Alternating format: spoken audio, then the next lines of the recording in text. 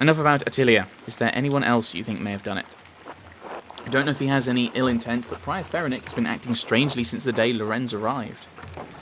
Perhaps an academic disagreement. I know they're both avid readers, both of classics and new works. On his last visit, the Baron bought a book on astronomy from me. I know the Prior has some similar interests. But would the Prior kill someone over a simple disagreement? It depends on the matter of the disagreement. Many have killed or been killed for their beliefs.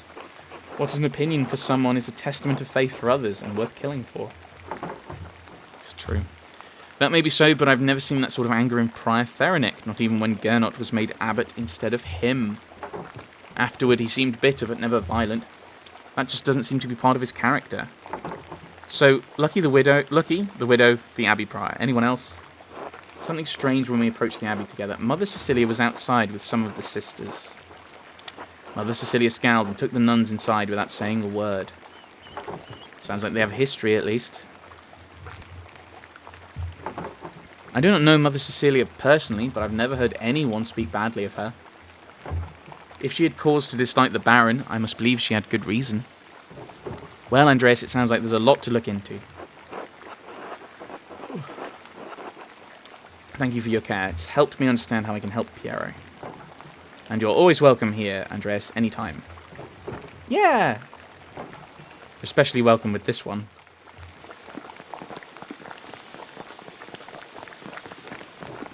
God be with you, Andreas. Be good until I come back, Berthold. I'll try. 2 days remain.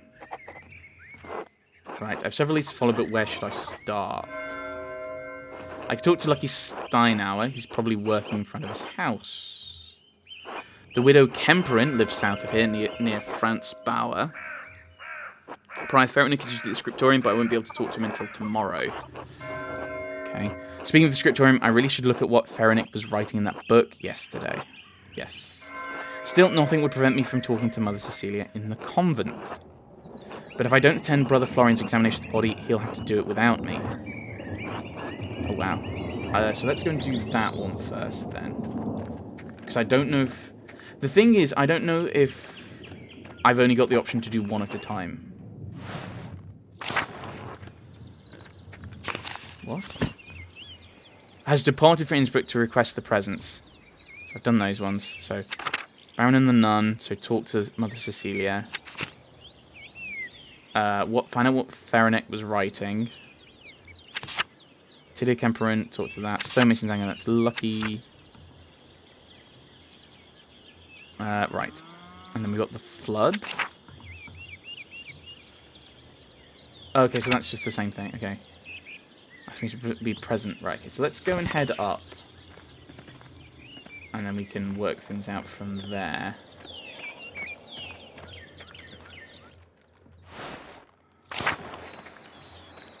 Because investigate, seeing what's thing with the body might give me an idea. Like if it's a strong blow, we'll know it's likely to have been a man, for example. Andreas, this way. If it's a slightly weaker blow, it's more likely to be an older woman. There you are. I'm glad the storm didn't delay you. Now, even though I gave instructions that I was not to be disturbed, we must work quickly. Seeing a corpse up close could be unsettling for some. I hope you're up to it. I've paged through the Fasculus Medicinae and seen its wound illustrations. Quite graphic. Books don't quite convey the reality of the situation, Andres. Or the smell. Now then, you should probably take notes as we go. They might be useful later. Ah, of course.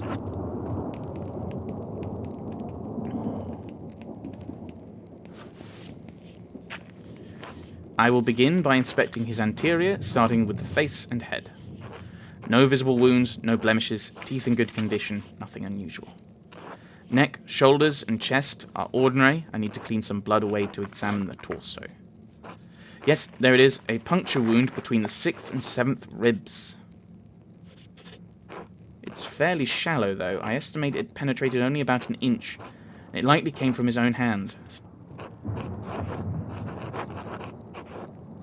On your bang it during Innsbruck. He inflicted it on himself, I could tell. That doesn't sound deep enough to have killed him. It wasn't. It's likely incidental. Received while falling on his own knife. He must have some other wound that issued forth all the blood we found in him. Him in. Not in him. Surely this means that Brother Piero is innocent? Who do you think killed him? I don't know. I can't even speculate. All I can do is examine this body and hope that you can figure out the rest.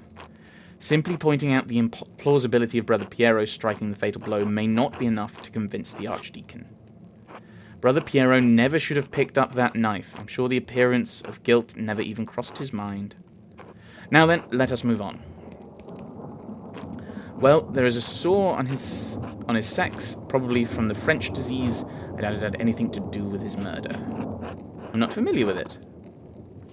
It was first discovered 20 years ago by French soldiers visiting brothels in Naples.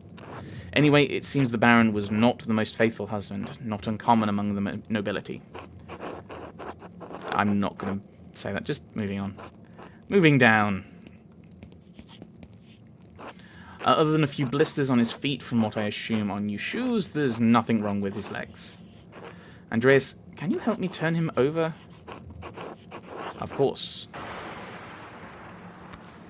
I would have timed the flash for the turn over. Oh no, they've actually got animation for it. Okay. There's a slight irregularity in his spine, possibly from an old injury. I don't think it has anything to do with how he died, though. How could that have happened?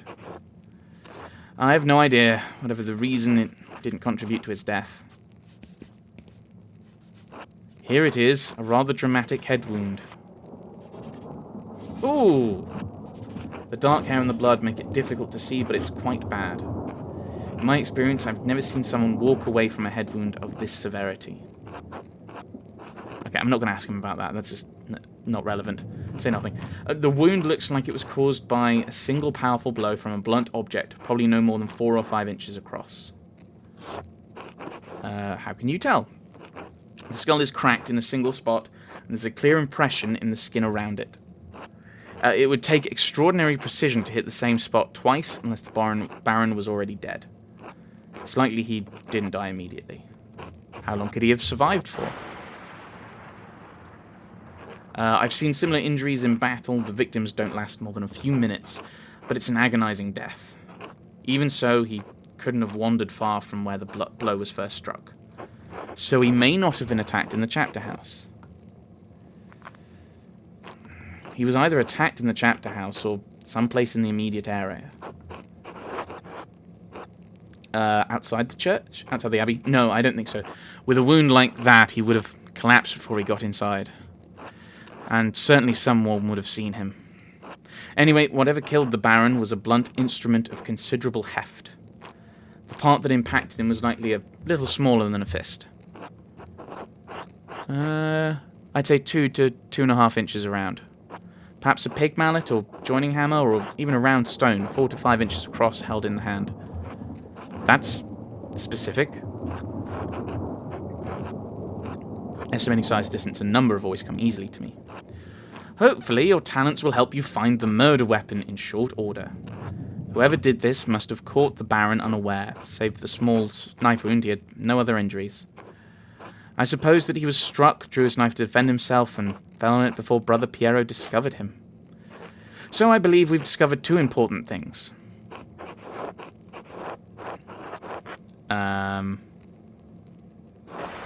The Baron was killed by a blow to the head from a heavy blunt object. Yes, exactly. If you can find what caused the blow, it may lead you to the killer. And we also know that Piero didn't stab the Baron.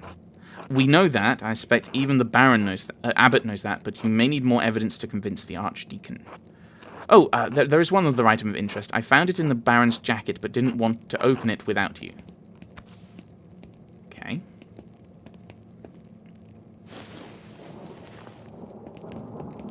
Okay, turn him back face up.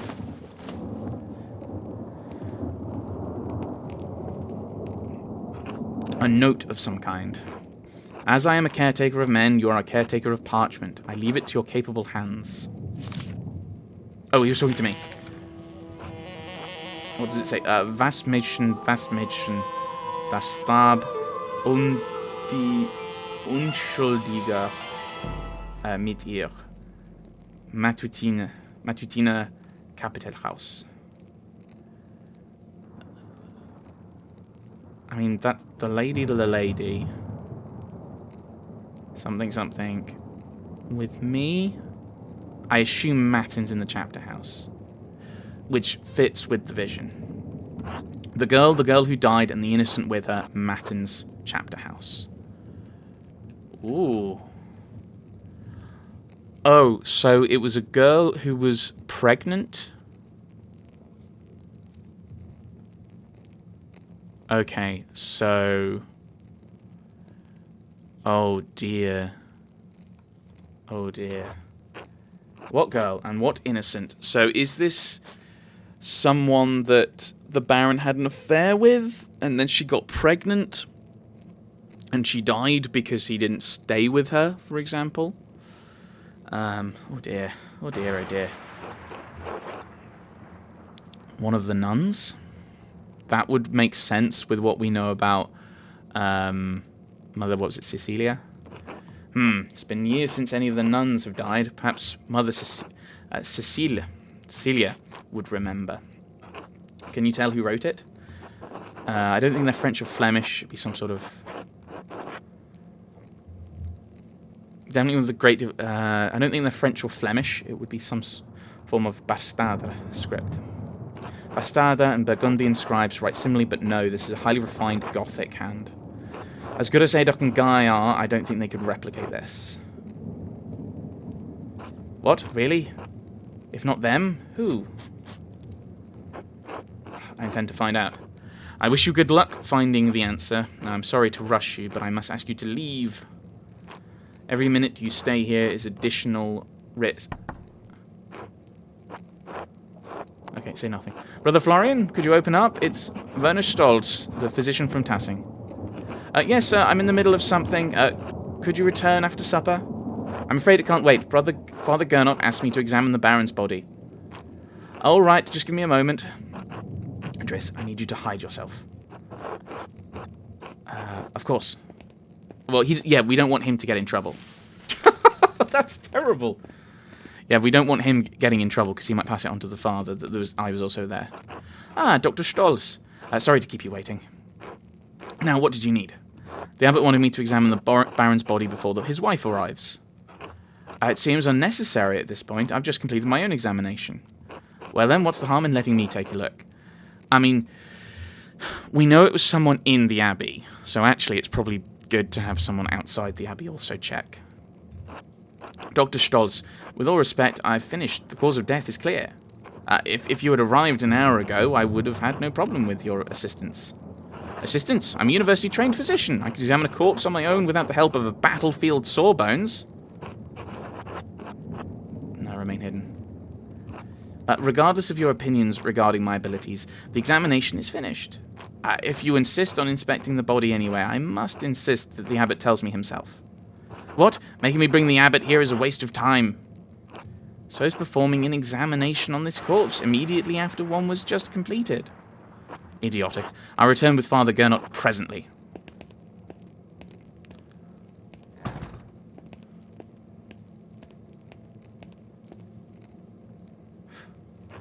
That was close. Now, quickly, leave through the cloister before they return. Of course, thank you, Brother Florian. Think nothing of it. I'll see you tomorrow. Until then.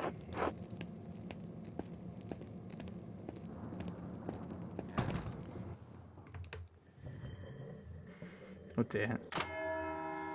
Okay, so basically each slot I've got a chance to talk to someone. I should find someone to eat with. I can't get that note out of my head. The girl who died and the innocent with her. What could it mean? And who wrote it? Right, I am going to go and talk to the... Try and talk to the convent. Oh, going to the shrine. We did say we were going to pray. Reliquary containing a hand which is said to have once held the Holy Lance. Which makes sense if he were a Roman soldier. Convent garden. Might not be allowed in there. We're definitely not going to be allowed in there. Getting some real strange horticulture vibes. The Prioress's house. Just break into the convent. Okay, so not there, so it might just be we have to head back and eat with the Druckers then, which is not too bad. Unless we can talk to people in the shrine. Master Marla. Yes, it's me, sister.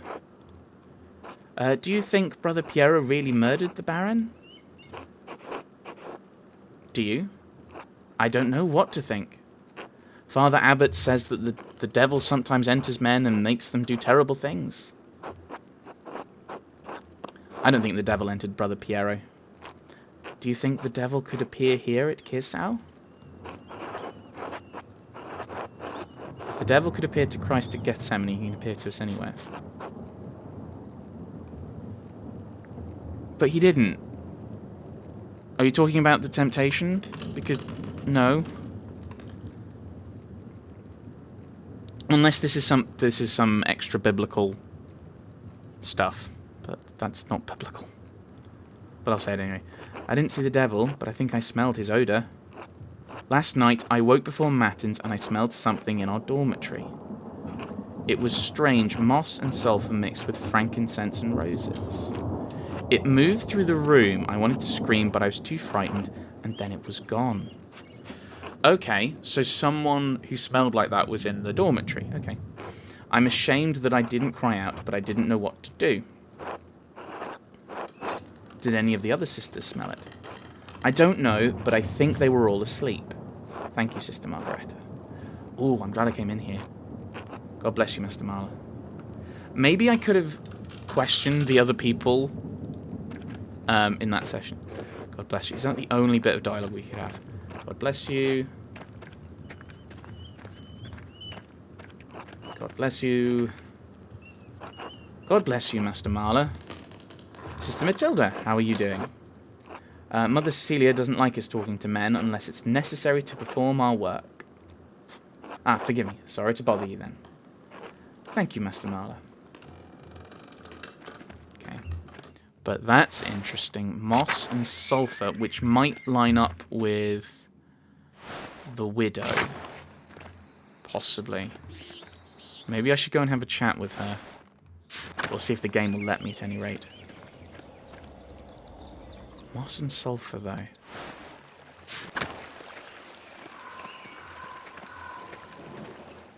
No, he wouldn't have sulphur. Maybe moss? Did you need something, Master Marla? Oh, no, thank you.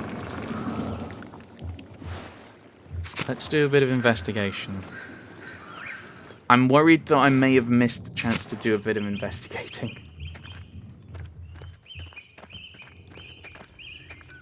Before... Because I'm not entirely sure how the timing works.